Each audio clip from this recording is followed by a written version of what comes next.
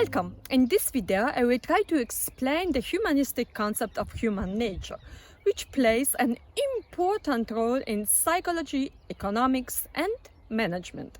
According to humanism, a person is complex, with both rationality or reason and emotions playing a role. The mind gives direction and is a source of motivation. It directs a person to a self-transcendence. However, we experience obstacles in the way of motives that can hold us back.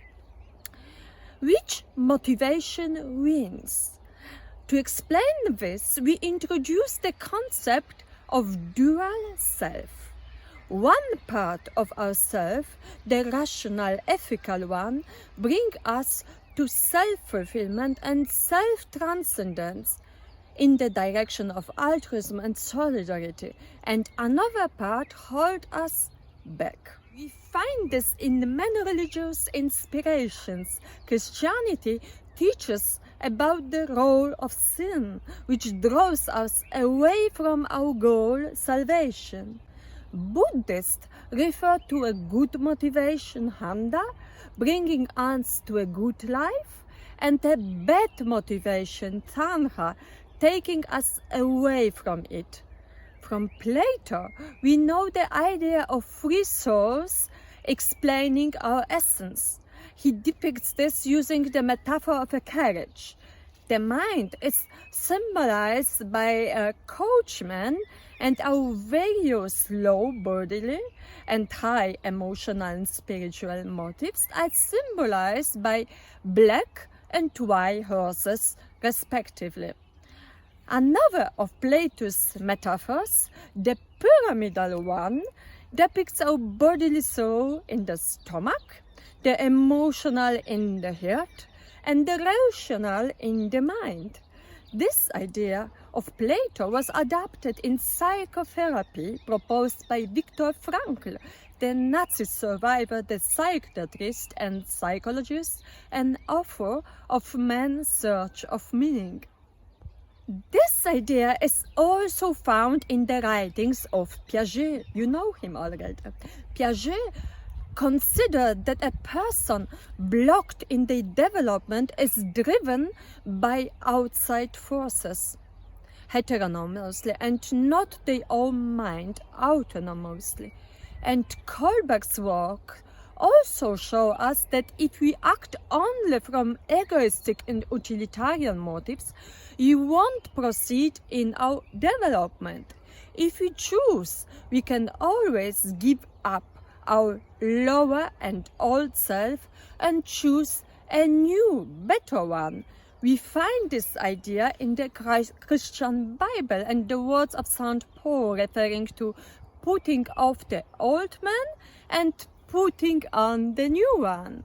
Humanistic economics adapts these concepts, referring to both psychological, a person in movement from low to high motives, not remaining on the low ones, and spiritual, religious, and philosophical intuition, and differentiates between needs and wants. So, if we stick to consumer practices like shopping and entertaining wants, we probably won't proceed in our development, which is based on a process of satisfaction of needs at higher levels in the hierarchy. By satisfying basic needs, spending time and money on them instead of gaining knowledge, family, friends, volunteering, actions for others, I will remain on the lowest level of the pyramid and I will not develop myself. We can see this now in the time of coronavirus.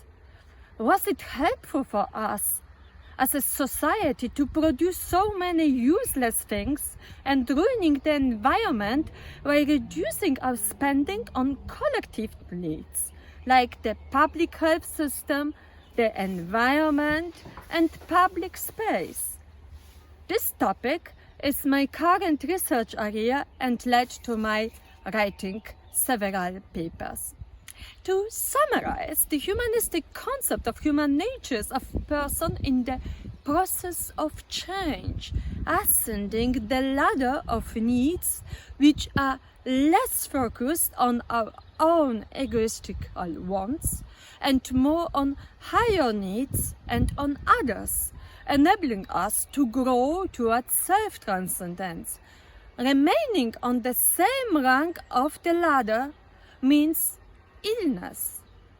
However, according to the concept of dual self, there are two parts of the person. One which makes us stick where we are instead of moving up, Tanha, Sun, lower self, old man, black horse, and another which helps us to progress, white horse, mind, Khanda, human, higher self.